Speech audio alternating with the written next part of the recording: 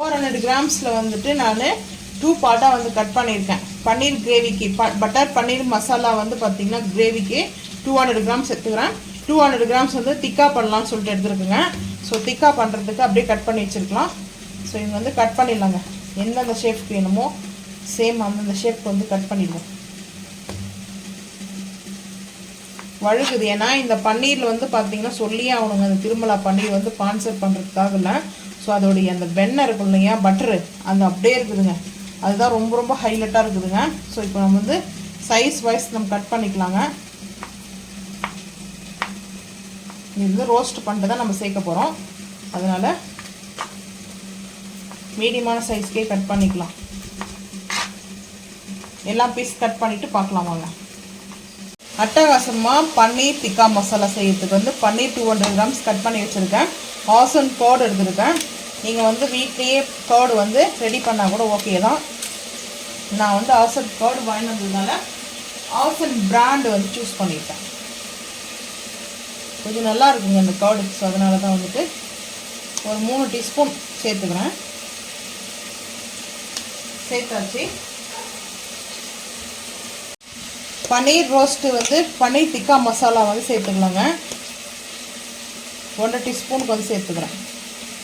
நல்லாயிருக்கும், டேஸ்ட்டு அல்டிமேட்டாக இருக்கும். ஸோ அது கூட காஷ்மீரி மிளகாய் பவுட்ரு 1 டீஸ்பூன், சால்ட்டு வேணால் பார்த்து சேர்த்துக்கலாம், பெப்பர், அதுக்கப்புறம் கேப்சிகம்.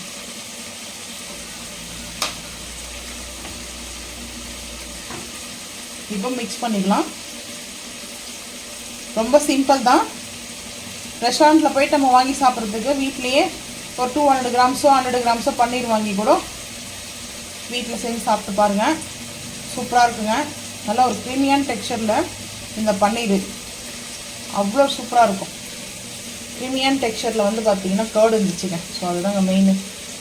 கொஞ்சம் மைல்டாக வந்து நம்ம மிக்ஸ் பண்ணிக்கணும். ஏன்னா வந்து பன்னீர் வந்து உடைய ஆரம்பிக்கும். இஞ்சி பூண்டு பேஸ்ட்டு ஒரு 3/4 டீஸ்பூன் எடுத்துருக்கேன். அப்போவே நம்ம மேக்னேட் பண்ணும்போதே கூட சேர்த்துக்கலாம். நான் கொஞ்சம் மறந்துட்டேன். ஏன்னா அடுத்து நம்ம பன்னீர் கிரேவி வேறு ரெடி பண்ணணுமா. ஸோ டைம் ஆகிட்டு இருக்குதுங்க. இப்போ 2 o'clock ஆகிடுச்சு லஞ்சு. ஸோ அதனால தான்.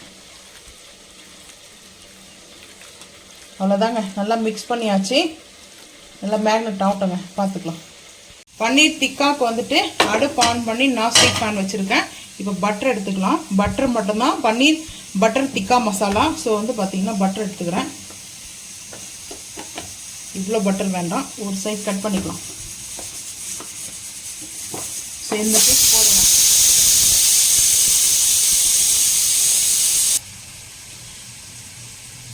பட்டர் திக்கா பன்னீர் மசாலா. ஸோ ஃபஸ்ட்டு வந்து பார்த்திங்கன்னா இப்போ நல்லா அந்த பட்டர் மெல்ட் ஆகிட்டு இருக்குதுங்க. பட்டர் வந்து கொஞ்சம் கூட தாங்க இருக்கும். நீங்கள் பட்டரை வந்து பிடிக்கலன்னா ஆயில் சேர்த்துக்குங்க. பட்டரை ஸ்கிப் பண்ணிக்குங்க. பட்டரை வந்து கொஞ்சம் நல்லா டேஸ்ட் அண்ட் சூப்பராக இருக்கும். பட்டரை வந்து நம்ம ரெஸ்டாரண்ட்டில் போயிட்டு வாங்கி சாப்பிடுவோம் இல்லைங்களா, 450 350 அப்படிலாம் வந்து பார்த்திங்கன்னா ஒரு கடாய் திக்கா மசாலாலாம் ரேட் சேல் பண்ணுறாங்க. ஸோ இப்போ பட்டர் மெல்ட் ஆகிடுச்சுங்க. இப்போ நம்ம வந்து மிக்ஸ் பண்ணி வச்சுருக்கோம் இல்லையா, அப்படியே சேர்த்துக்கலாங்க. ரொம்ப ஈஸி தான் இது, இந்த ரெசிபி.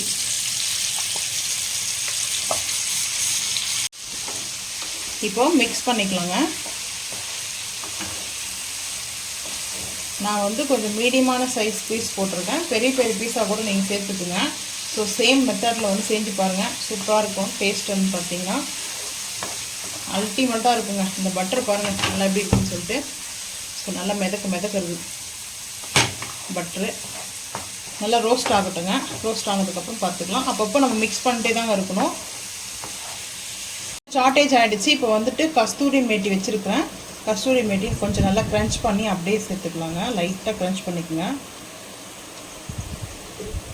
இன்னும் கொஞ்சோண்டு, ஏன்னா இது வந்து பார்த்திங்கன்னா இந்த ரெஸ்டாரண்ட் ஸ்டைலில் பார்த்திங்கன்னா அவ்வளோ டேஸ்ட்டாக இருக்கும்.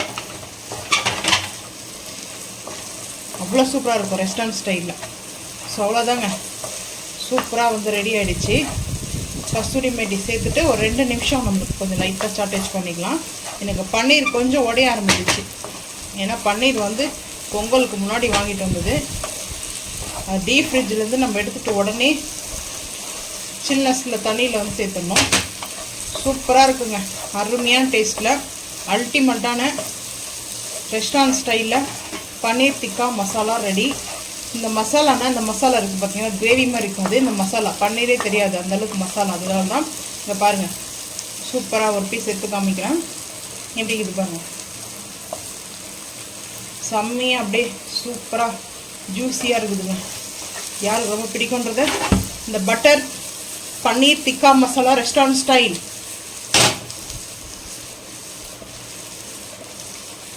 ரெடி ஆகிடுச்சுங்க. அவ்வளோதான், அடுப்பு ஆஃப் பண்ணிடலாங்க. சூப்பரான டேஸ்டான ரெடி ஆகிடுச்சு. நீங்களும் இதே போல் செஞ்சு சாப்பிட்டு மறக்காமல் வந்து கமெண்ட் பண்ணுங்கள். இந்த வீடியோ பிடிச்சா லைக் பண்ணுங்கள், ஷேர் பண்ணுங்கள், சப்ஸ்கிரைப் பண்ணுங்கள், பெல் ஐக்கான் வந்து கிளிக் பண்ணுங்கள். மறக்காமல் சேனல் வந்து ஃபாலோ பண்ணுங்கள். அப்போ தான் நம்ம போகிற வீடியோ உங்களுக்கு நோட்டிஃபிகேஷன் வரும். தேங்க்யூ.